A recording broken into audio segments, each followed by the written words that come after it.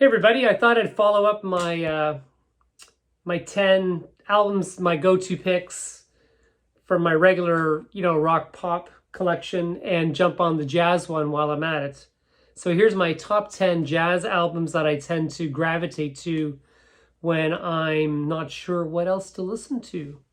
So let's start off with Donald Byrd, A New Perspective. It's very, very fun album. I love the cover. This has a real gospel-y kind of feeling to it. You know, the backup singers. And, you got Kenny Burrell's guitar in there. You get some Herbie Hancock piano. Donald Byrd, obviously, playing trumpet. Just such a great... Hank Mobley. I mean, what a killer lineup. Super accessible. You know, I'm not this crazy jazz guy that knows everything about jazz. I just know what I like. And from the minute this came on and you can hear those backup vibes, it just grabs you. I mean, this is kind of a go-to classic. Sorry, it's still in the shrink. This is one of the reissues from the classic vinyl series. If you're unsure about, like me, what kind of jazz albums to maybe go with, you can't go wrong with Midnight Blue, Kenny Burrell, Stanley Turrentine on the sax, Hank Mobley Jr. Oh, sorry. I'm making things up here. Major Hawley Jr. on the bass, Billy English on the drums, and Ray Barretto on the conga. And I think, I like it when there's because you'll see in some of my other choices, a little conga in the Congo. I like that. It just kind of lightens it up a bit, gets it all energized. But again, amazing guitar, beautiful background, easy listening to, and what a great album. This one came out last year on the Blue Note series. This, of course, is Coltrane's Blue Train. This is the double, the Tone Poet.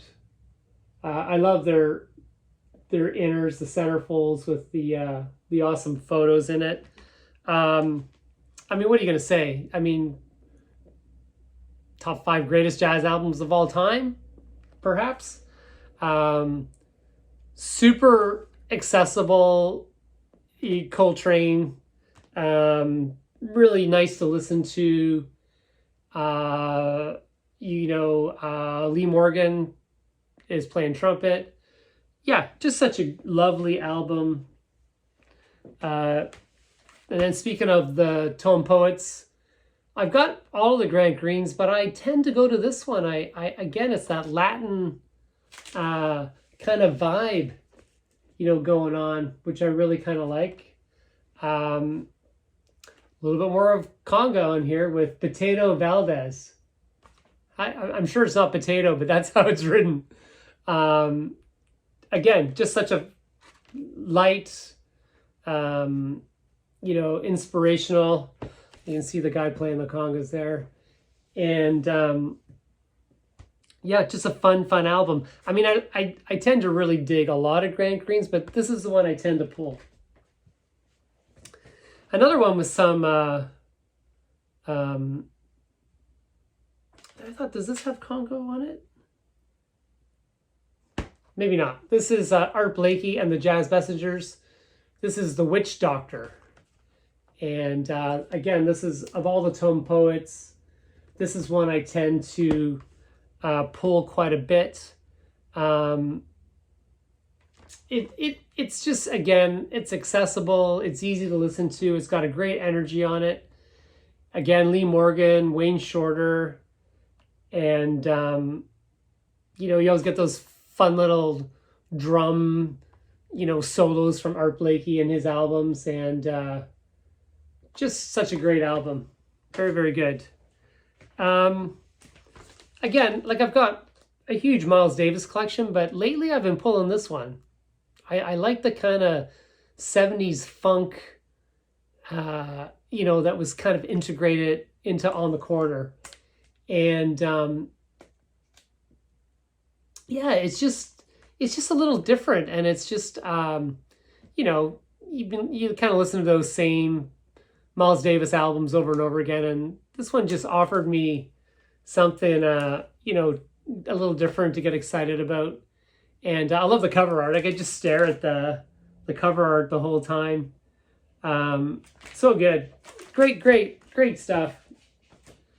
Because sometimes, when they got into those later, like I'm not really into the really heavy, deep, fusion that some of them got into.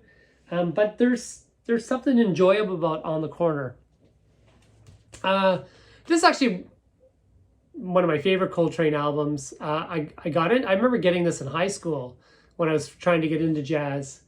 And of course, it was because of the Rodgers and Hammerstein, My Favorite Things, and how he just, as a teenager, I was blown away. Like, oh wow, how does he get that to sound like that in this jazz context? Like, because I knew the melody, and it was one of my first kind of gateways into some jazz.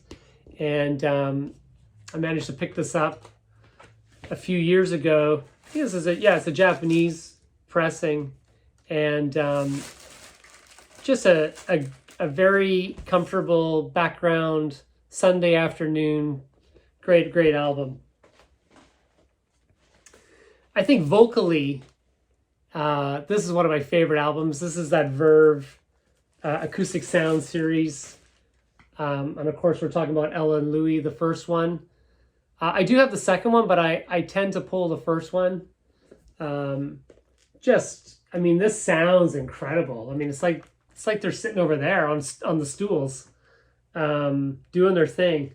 Such a beautiful sounding record, and they just seemed like they were having so much fun doing this and putting it together, and you just feel that energy and that funness. Like it's so good. And of course, because it just sounds so amazing. Now, I know Mazzy did this already, and he pulled the Chet Baker Sings in the Tone Poet, which I do listen to a lot as well, but I didn't want to pull the same record. So, listen to this. This was one that came out on Record Store Day. This is the Chet Baker Trio live in Paris.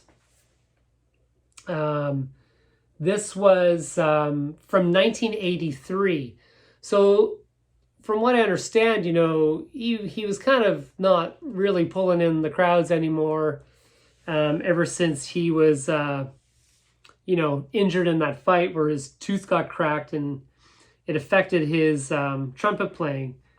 But he started, becoming very popular in, Paris and Berlin and Nice and places in Europe, and this was recorded from a time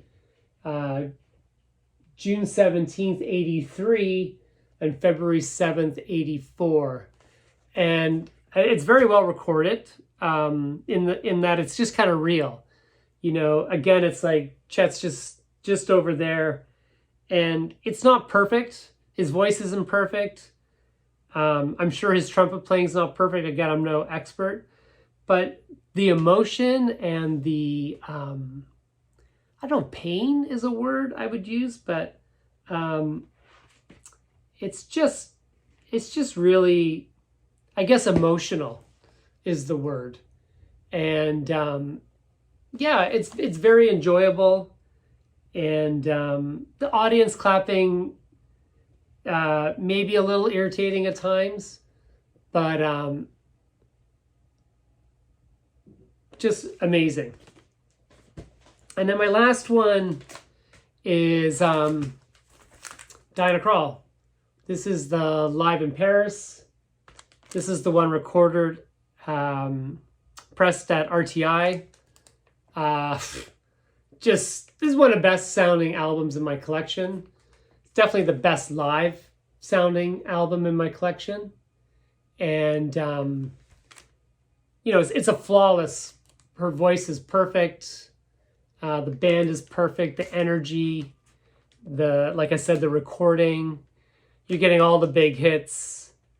You know, Let's Fall in Love, The Look of Love, I've Got You Under My Skin, So Wonderful, Fly Me to the Moon. I mean, all those great jazz standards just reinterpreted by Diana, and just a great, great sounding album that just gets you going. And yeah, highly recommend if you get your hands on this. Fantastic.